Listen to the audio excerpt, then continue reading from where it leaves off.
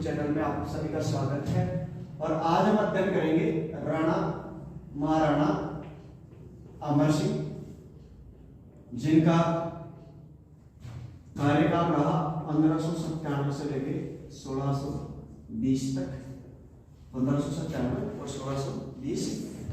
इनका राज्याभिषेक 19 जनवरी 1597 को हुआ था और इनका जो देहांत हुआ था वो 26 जनवरी को 1697 को होता है। तो डेटेज वाइज अगर आप याद रखोगे तो 4 डेटे मैंने आपको बताई है। 26 जनवरी को इनका देहांत हुआ, 30 जनवरी को राणा सांगा का देहांत हुआ, 28 फरवरी को उदय सिंह का देहांत हुआ, ठीक है, और 19 जनवरी को किसका हुआ था? महाराणा। तो 3-4 महत्वपूर्ण राजा हैं, इनका थोड़ा सा आप याद रखोगे तो अच्छी बात है। देखो किसी भी राजा के बारे में केवल 3 प्रकार के प्रश्न आते हैं जो मैंने आपको पहले बता रखे। पहला उसका व्यक्तिगत जीवन, पहला प्रश्न किसका आता है? व्यक्तिगत जीवन।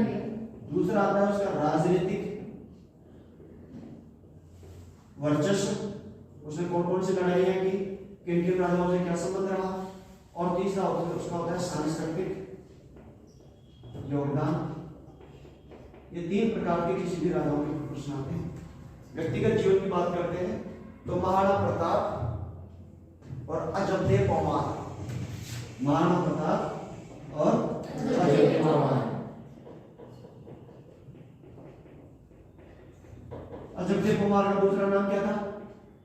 रामरख परमार।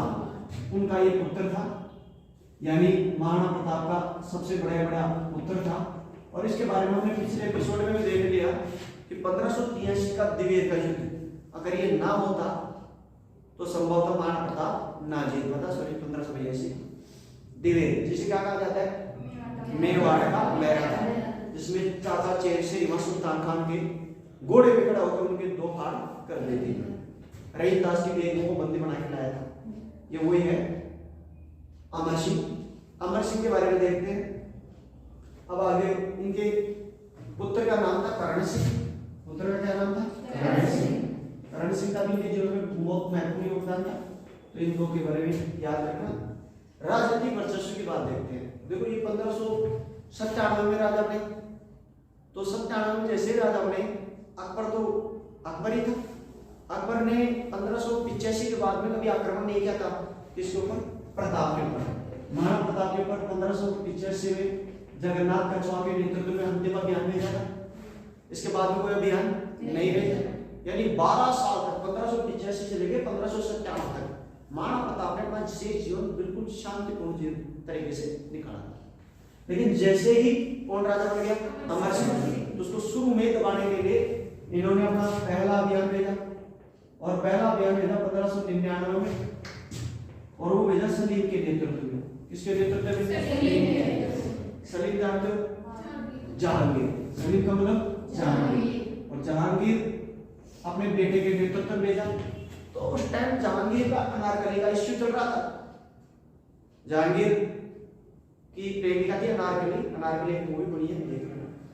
तो उसको अकबर ने कटवा के और ऐसे जमीन के अंदर दफना दिया था कि पूछो मत, उसका पता नहीं लगा। तो अनारकली है, अनारकली है, अनारकली करता रहता। तो पिताजी के और उनके काफी भयंकर मतभेद थे। तो ये मेवाड़ में आया नहीं, मेवाड़ में आया नहीं, बीच रास्ते से वापस लौट गया। अजमेर में आया और अजमेर से ही वापस लौट गया। मेवाड़ की भूमि पर पैर ही नहीं रखा इसने। अजमेर के किले तक आया, केवल कहां तक आया? अजमेर। पिताजी को पता लगा बेटा गया है, तो बताओ बेटे को सजा मिलेगी कि नहीं मिलेगी? कुछ नहीं मिलेगी। जब आपका बेटा है तब नहीं मिलेगी, अगर वो दूसरे का बेटा है तो फिर सजा मिलेगी, ये याद रखना। चलो कोई बात नहीं बेटा। दूसरी बात है, अपने पुत्र जहांगीर को यानी सलीम को दूसरा नेतृत्व दिया 1603 में। अब दूसरी बार बेटे को समझा के भेजा, आपकी बात बेटा पूरा अभियान करना और पकड़ के लेके आना तेरे को। किसको? अमर सिंह, महाराणा अमर सिंह। तो दूसरी बार अपनी सेना लेके आता है। पहली बार तो कहां तक आया था? अजमेर। अब दूसरी बार आया उदयपुर। कहां गया? उदयपुर तक आके और फिर ये लोग फिर रुक गया। अब देखो कि अपने कार्यकाल से पहले जहांगीर ने 2 अभियान किए थे।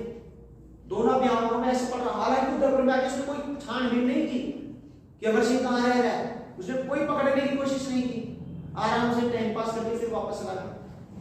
और 1605 में अकबर की मृत्यु हो जाती है। किसकी मृत्यु हो जाती है? अकबर की। अकबर का कार्यकाल 1556 से 1605, फिर उसके बाद में राजा बन जाता है जहांगीर 1605 से 27, और फिर जहांगीर के बाद में शाहजहां 27 से 58, ये बात हुई। अब देखो, अब बेटा खुद राजा बन गया जो अभियान कर रहा था। अभी तक तो पिता की बातों को सीरियस नहीं ले रहा था, लेकिन बेटा मैं फिर कह रहा हूं, जो तुम आज पिताजी के दुर्विरोधी हो, किसी जमाने में जो तुम्हें ये लगता है कि अपना पिताजी अपने साथ गलत कर रहा है या अन्याय कर रहा है, ऐसा नहीं करना चाहिए, जब तुम खुद पिताजी बनोगे ना, तुम उससे भी ज्यादा क्रूर बन जाओगे। ये जीवन की सबसे बड़ी हकीकत है, सत्य है जो तुम्हें मानना चाहिए। जब अपन सोचते हैं कि मैं ऐसा होता तो मैं ऐसा करूंगा, आप जब वैसे होते हो तो आप उचित नहीं करते हो, आप उससे भी क्रूर होते हो, उससे भी बुरे होते हो। इसीलिए तो कहते हैं कि जमाने बुरे आ रहे, नहीं तो लोग ऐसे कहते हैं जमाना अच्छा आएगा, आने वाला जमाना और भी बुरा है। तुम कहते हो नहीं कहते हो? क्यों कहते हो? जब तुम उनसे अच्छा बढ़ोगे अपने माता पिता से, या तुम्हारे ऊपर जो अत्याचार शोषण कर रहे हैं उनसे तुम अच्छा बढ़ने वाले हो, तो फिर ये क्यों करोगे आने वाला जमाना बेकार रहेगा? देखो आने वाला जमाना अच्छा है, क्योंकि उससे क्रूर बनता है। तो इन्होंने जैसे ये राजा बनते इसने अपनी पूरी सेना को इकट्ठी की और इन्होंने विशाल अभियान भेजा। 1605 में इन्होंने जफर खान, आसफ खान और सागर, इनके नेतृत्व में एक विशाल अभियान भेजा। इससे पहले 1605 में इन्होंने अब्दुल्ला के नेतृत्व में जफर खान, आसफ खान और सागर, इन तीनों के नेतृत्व में 1605 में भेजा। और ये तीनों अभियान करते हैं मेवाड़ के ऊपर, चित्तौड़ के ऊपर चढ़ाई करते हैं और चित्तौड़ में जीता हुआ था तो काफी प्रयास करते हैं, लेकिन महाराणा उदय सिंह को, अमर सिंह को नहीं ढूंढ पाते और वापस चले जाते हैं। इसके बाद में इनका जो सबसे शक्तिशाली विश्वसनीय सेना नायक था जहांगीर का, उस जहांगीर के सबसे विश्वसनीय शक्तिशाली सेना नायक का नाम था महाबत खान। क्या नाम था? महाबत खान। महाबत खान के नेतृत्व, महाबत खान इसका सेनापति था, जहांगीर का सेनापति मीर बख्शी के नेतृत्व में अभियान भेज देता है। यह अपने आप में बहुत बड़ी बात है। ये आप कई लोग कहते हैं कि अमर सिंह ने अधीनता स्वीकार कर ली, लेकिन आप सोच नहीं सकते, इतिहास में ऐसा कभी हुआ नहीं कि खुद सेनापति इतनी बड़ी सेना लेके आया। महाबत खान बहुत जबरदस्त, महाबत खान इतना शक्तिशाली था कि महाबत खान ने जहांगीर को बंदी बना लिया था। अब सोचो, जो महाबत खान मुगल सम्राट को बंदी बना ले तो कितना ताकतवर होगा वो, इसका अंदाजा आप नहीं लगा सकते। वो सैनिक लेके आता है, महाबत खान भी तराश होकर चला जाता है। उसने सागर को चित्तौड़गढ़ का प्रबंधन सौंपा, चित्तौड़गढ़ का प्रबंधन सौंपा, और तुम्हारा जगन्नाथ कछुआ जो था इसको मांडलगढ़ सौंपा। क्या सौंपा? मांडलगढ़। और मांडलगढ़ सौंप कर वापस पहुंच गया। सागर आपको पता होगा, सागर महाराणा प्रताप का भाई, महाराणा प्रताप के भाई को चित्तौड़गढ़ का किले सौंप दिया, भाई यहाँ प्रशासन कार्य को संभालेगा, क्योंकि वो खुद भी वहीं का ही था। अरे सागर कहाँ का था? चित्तौड़गढ़ का ही था। महाराणा प्रताप का छोटा भाई तो था, ठीक है। जगन्नाथ के चौक उसने क्या सौंपा? मांडलगढ़। मांडलगढ़ का है भीलवाड़ा में।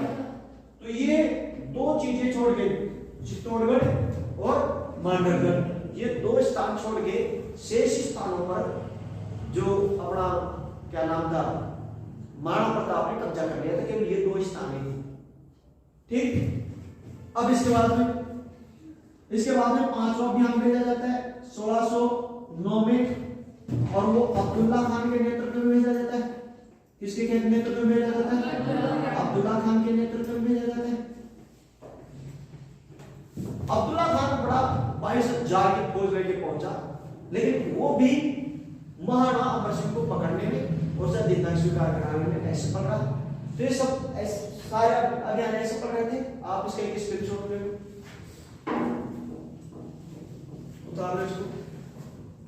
बाद में 1609 के बाद में अगला अभियान फिर 1611, और 1611 का जो अभियान था वो अब सौंपा गया राजा बासु के नेतृत्व में।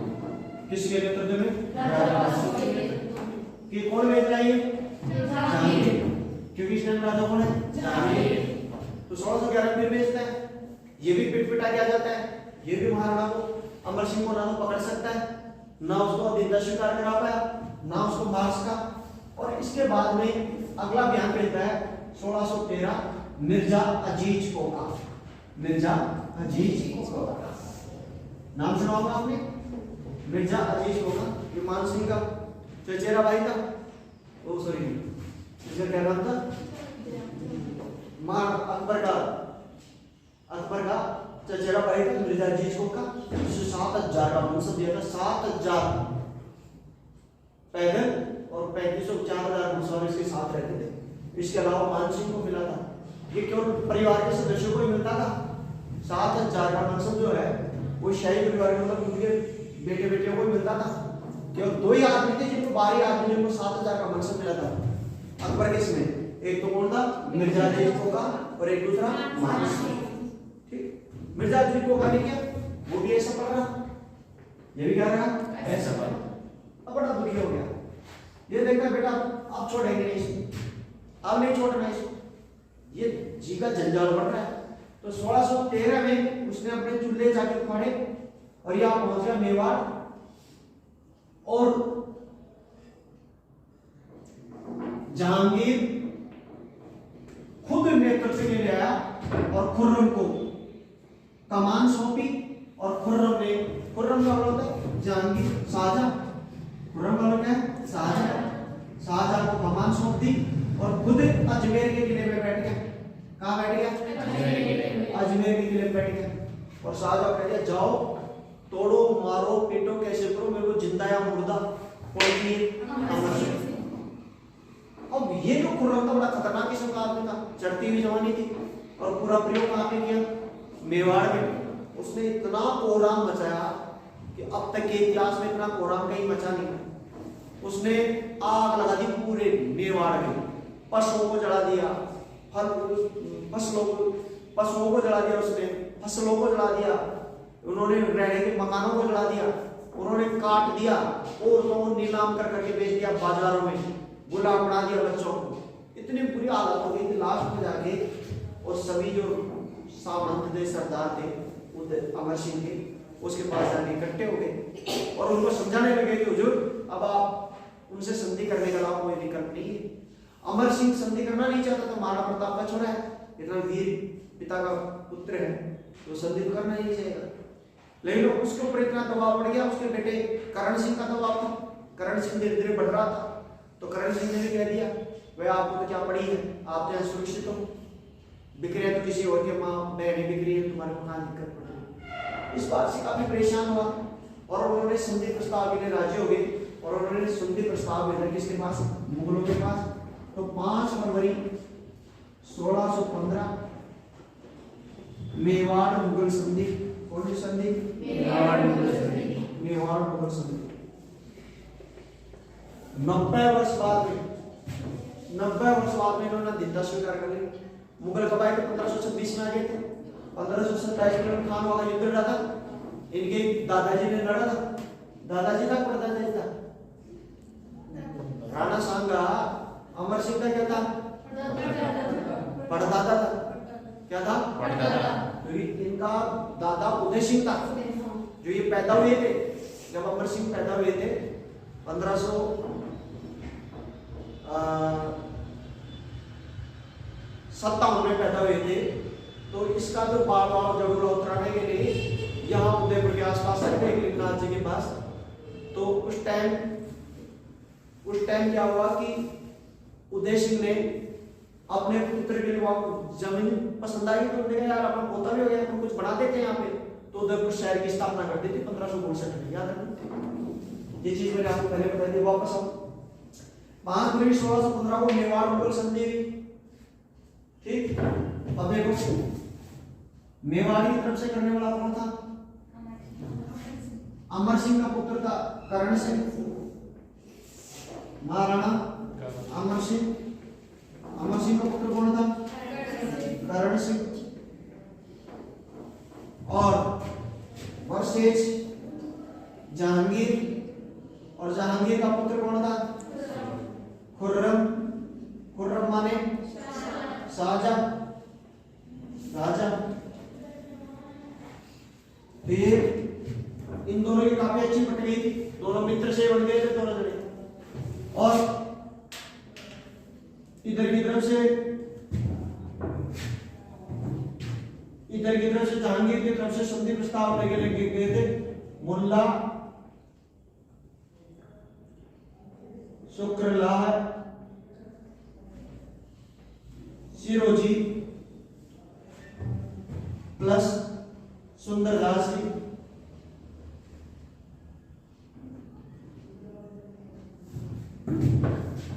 ठीक है, और यहां शुभकर्ण झाला और हरिदास। तो ये याद रखना, इधर का संधि प्रस्ताव मेवाड़ की तरफ से, जो ये तो मेवाड़ था, मेवाड़ इधर लिख लेना मुगल, और ये ऐसे कैसे लिख लेना, क्योंकि मेवाड़ की तरफ से संधि प्रस्ताव में शुभकर्ण झाला हरिदास जी, और इधर की तरफ से कौन सा? मुल्ला शुक्रलाल सिरोजी और सुंदरदास। ठीक है, इस संधि में अब संधि तय हुई, संधि की शर्तें तय हुई। क्या क्या संधि होगी? दोनों में एक दूसरे को लेना देना होगा, भाई मैं तुम्हारे को क्या दे रहा हूं, तुम मेरे को क्या दे रहे हो। तो इन्होंने, मुगलों ने इनको क्या दिया? इनको क्या दिया? सबसे पहली चीज, इनको चित्तौड़गढ़ वापस दे दिया। कौन सा गढ़ वापस दे दिया? चित्तौड़गढ़ वापस दे दिया। पर इसमें शर्त ये रखी कि आप इसकी मरम्मत नहीं कराएंगे। क्या नहीं कराएंगे? मरम्मत नहीं कराने की शर्त पर क्या सौंप दिया? चित्तौड़गढ़ वापस सौंपा। पहली शर्त, चित्तौड़गढ़ का किला किसके अधीन था? मुगलों के। तो मुगलों ने उसकी चाबी उसको दे दी, भाई ठीक है तुम्हारा किला तुम ले लो। अभी भी मुगलों के अधीन मांडलगढ़ था। क्या था? मांडलगढ़ उन्होंने नहीं सौंपा, उन्होंने क्या सौंपा? चित्तौड़गढ़। पहली शर्त। दूसरी शर्त क्या हुई? दूसरी शर्त कि इसके बदले में ये क्या करेंगे? ये मुगल, ये जो है मेवाड़ का राणा क्या रहेगा? मुगल दरबार में 1000 घुड़सवार रखेगा। कितने घुड़सवार रखेगा? 1000 घुड़सवार रखेगा। 1000 सवार जो रहेंगे उसका खर्चा कौन उठाएगा? मेवाड़ महाराणा अमर सिंह इसका खर्चा उठाएगा। और ये इसके किसकी सेवा करेंगे? 1000 मुगलों की सेवा करेंगे जाएंगे। दूसरा, इन्होंने अधीनता स्वीकार कर ली। क्या स्वीकार कर ली? अधीनता स्वीकार कर ली। लेकिन इन्होंने एक दो कोड और जुड़ाए। क्या कोड थे स्पेशल इस संधि शर्त में? एक तो ये कि उन्हें अपनी लड़कियों का विवाह मुगलों से करने के लिए क्या नहीं किया जा सकता? बाध्य नहीं किया जा सकता, एक चीज। और दूसरा ये, मेवाड़ महाराणा कभी भी दरबार में उपस्थित नहीं होगा, बल्कि भावी महाराणा होगा, यानी राजकुमार होगा। कौन होगा? राजकुमार। तो एक तो शादी के लिए प्रतिबंधित नहीं किया जा सकता, बाधित नहीं किया जा सकता, बाधित नहीं। और दूसरा कि महाराणा के स्थान पर कौन उपस्थित होगा? राजकुमार दरबार में क्या होगा? उपस्थित होगा। इस प्रकार ये संधि शर्तें हुई और 90 वर्षों से चली आ रही इस जो स्वाधीनता का है वो अंत होता है। इस संधि से हालांकि मेवाड़ महाराणा ने स्वीकार तो कर ली, लेकिन मेवाड़ महाराणा अमर सिंह बड़ा आहत हुआ, क्योंकि वो एक योद्धा का पुत्र था। वो ऐसे पूरी जिंदगी उसने संघर्ष किया था और लास्ट में जाकर उसने दबाव में संधि कर ली, तो उसके जीने का कोई मकसद था ना रहा। तो उसके बाद में कहते हैं कि वो एक तरह से वैरागी बन गया, संत बन गया और 9 चौकी पहाड़ पर जाकर रहने लग गया। नोचो की पाल। ये नोचो की पाल फिर उस पे ही राजमंद जी बनी थी। नोचो की पाल में कौन सी बनी थी? राजमंद जी। ये राज सिंह बनाएगा इसका पोता, बाद में आएगा जो देखेंगे बड़ा पोता, ठीक है, वो बाद में बनेगी। तो वहीं पे जाके रहने लग गया और वहां वैरागी जैसी जिंदगी जीने लग गया। इसके बारे में अच्छा, इसके अलावा इसके बारे में एक और चीज, इसके बारे में एक ऊटाड़ा का, ऊटाड़ा की हरावल की सेना, हरावल प्रतियोगिता, ये बड़ी प्रसिद्ध है, इसको आप देख लो थोड़ा सा। ऊटाड़ा की हरावल प्रतियोगिता, इसके बारे में देख लो। ऊटाड़ा का किला था, ऊटाड़ा का किला पड़ता है अपने वल्लभनगर उदयपुर में। कहां पे पड़ता है? वल्लभनगर उदयपुर में। हरावल जानते हो? हरावल किसे कहते हैं? सेना में सबसे आगे। Very good. ये जो सेना है, जो सबसे अग्रिम पंक्ति होती है उसे क्या कहते हैं? और पीछे वाले को क्या कहते हैं? चंद्रावल। चंद्रावल। तो इन हरावल का बड़ा महत्व होता है। हरावल को पैसे भी ज्यादा मिलते हैं, तनख्वाह भी ज्यादा मिलती है, और इनका मान सम्मान भी क्या होता है? ज्यादा। क्यों होता है? क्यों मिलती है? सबसे ताकतवर। क्यों मिलती है? सबसे ताकतवर, क्योंकि सबसे ताकतवर होता है, सबसे ज्यादा युद्ध में क्या लगता है? महत्वपूर्ण भूमिका निभाता है। इस कारण को हरावल में लिया जाता है। अब देखो, हरावल में रहने का अधिकार किसको था? हमेशा चुंडावत।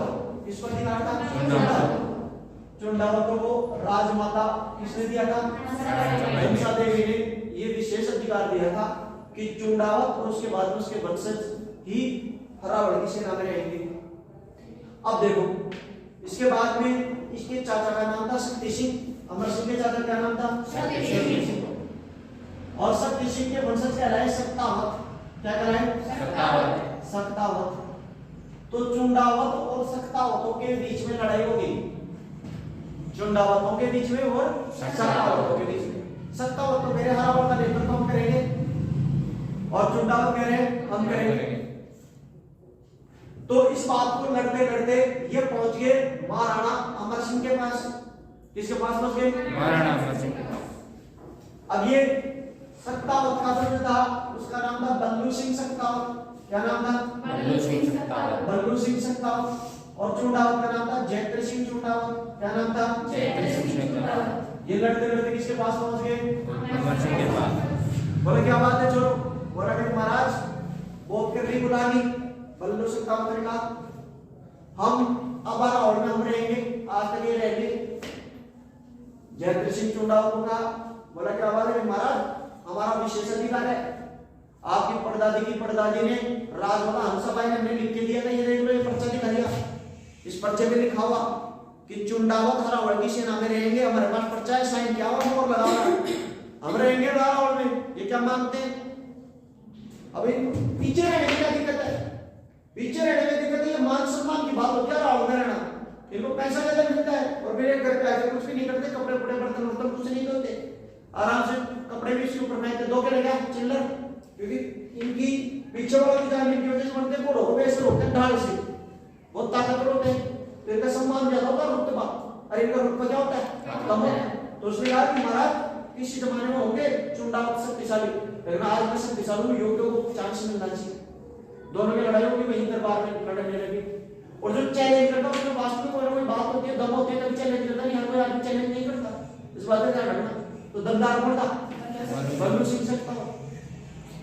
अब इस बात से बड़ा टेंशन में आ गया अमर सिंह ने, यार अब क्या करें इसने, ऐसे इतने कुछ नहीं कर सकते। तो कहा आप एक काम करो। बोला क्या? बोला जो वल्लभनगर का किला है उदयपुर में, ऊटाड़ा का किला, उस किले पर मुगलों का अधिकार है। किसका अधिकार है? मुगलों का। संधि लिखी हुई थी उससे पहले की बात है। आप उसको जो जीत लेगा, उस किले को जो पहले जीतेगा, उस किले के ऊपर ही जो पहले जीतेगा उसका ही हरावल पर अधिकार रहेगा। बोलो मंजूर है दोनों को? दोनों ने कहा साहब मंजूर है, और दोनों लेके सेना रवाना हो जाते हैं। इधर से तो कौन चला जाता है? जयद्र सिंह चुंडावत, और इधर से कौन आ जाता है? अब ऊटाड़ा के किले पे चले जाते हैं। ऊटाड़ा के किले पे खूब मुगल सैनिक बैठे थे, आ जाओ बेटो, हम भी इंतजार कर रहे हैं, आ जाओ तुम्हारे हरावल में रखेंगे। अब बताओ, एक ने आगे से आक्रमण किया, एक ने पीछे से आक्रमण किया। अब बताओ आगे से आक्रमण में सामने छाती फेंट देने वाला आदमी तो कौन होगा? बल्लू सिंह सत्तावत। तुम्हारे नाम से पता लग गया, बल्ला नाम से खतरी होता है। तो लोग पहले सामने जाता है उसके सामने, किसके सामने? उटाला के किले के, उटाला के किले के वहां सामने चला जाता है बल्लू सिंह सत्ता, और बोला कि जब चलो मारो इसके, और उसको दरवाजे के किले के हाथी मारने लग जाते, हाथी को लाते हैं, इधर लटकी ला के देते हैं तोड़ो इसको। इस तरीके से उनका युद्ध चालू हो जाता है। दूसरी तरफ क्या होता है कि ये जयद्रथ सिंह चुंडावत ये क्या करता है, पीछे से अपनी नागिन को भेजता है। नागिन एक घेरा, जानते हो घेरा? राजस्थान में एक होता है पाटा गोराई। पाटा गोराई का नाम सुना है क्या? पाटा गोराई इतनी खतरनाक होती है, घेरा की माँ होती है घेरा, घोरा जिसे अपन कहते हैं, उसकी माँ होती है पाटा गोराई।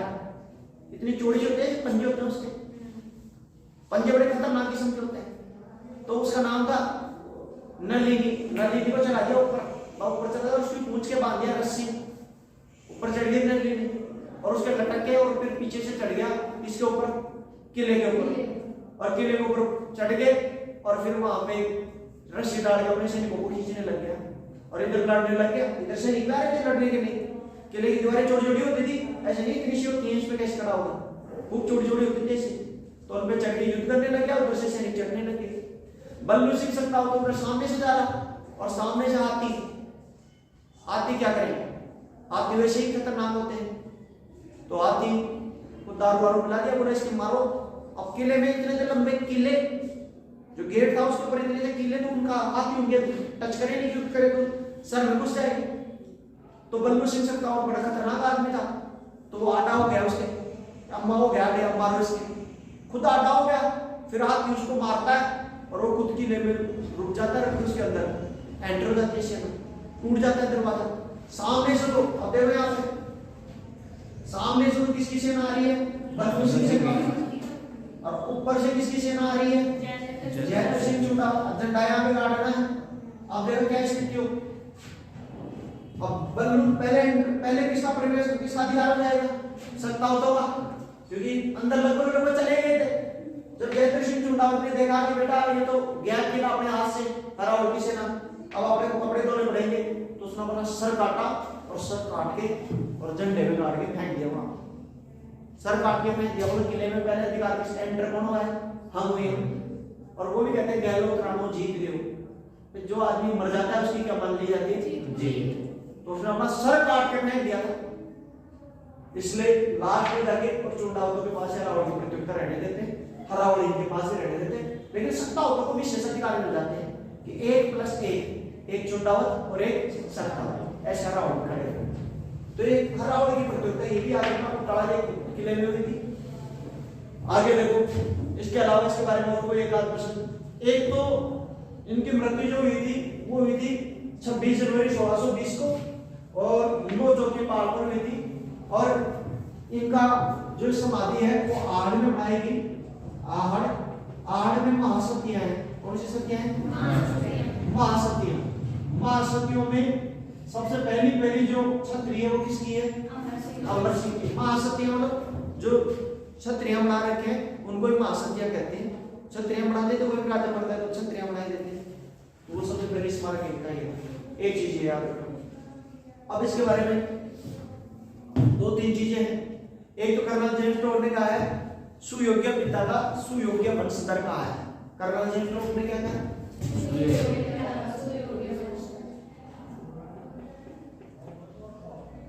सुयोग्य वंशधर कहा है। ठीक है, ये इसके बारे में आप याद रखना, सुयोग्य वंशधर कहा है। और दूसरी चीज, एक और इतिहासकार रहे हैं, और उन्होंने ओझा ने कहा है कि ये जो क्या नाम है अमर सिंह एक योग्य उत्तराधिकारी थे, जो महाराणा प्रताप के योग्य उत्तराधिकारी थे। तो इस प्रकार अमर सिंह अपना पूरा कंप्लीट होता है। अमर सिंह ने मुगल अधीनता तो स्वीकार कर ली, मुगल अधीनता क्या कर ली? स्वीकार कर ली। लेकिन इसके बारे में फिर भी कहा जाता है कि उन सब में सबसे खतरनाक आदमी था, जिसने ये कभी भी मुगलों से इसने मुलाकात नहीं की थी।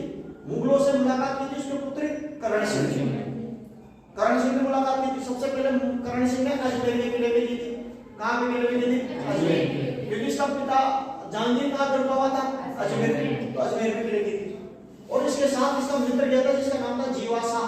कौन सा शाह? जीवासा। जीवासा। जीवासा बामासा का लड़का था। किसका लड़का था? बामासा का। तो कर्ण सिंह और जीवासा दोनों ने मिलकर मुलाकात की।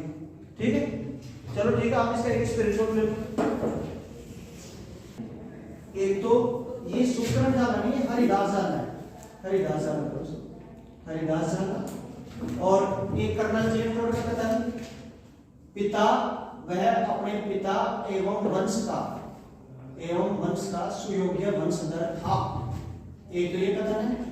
और दूसरा है ओझा का, जीएच ओझा, गौरीशंकर ओझा, और उन्होंने कहा है वीर राजा का वीर पुत्र, वीर राजा का वीर पुत्र, ये कहा है।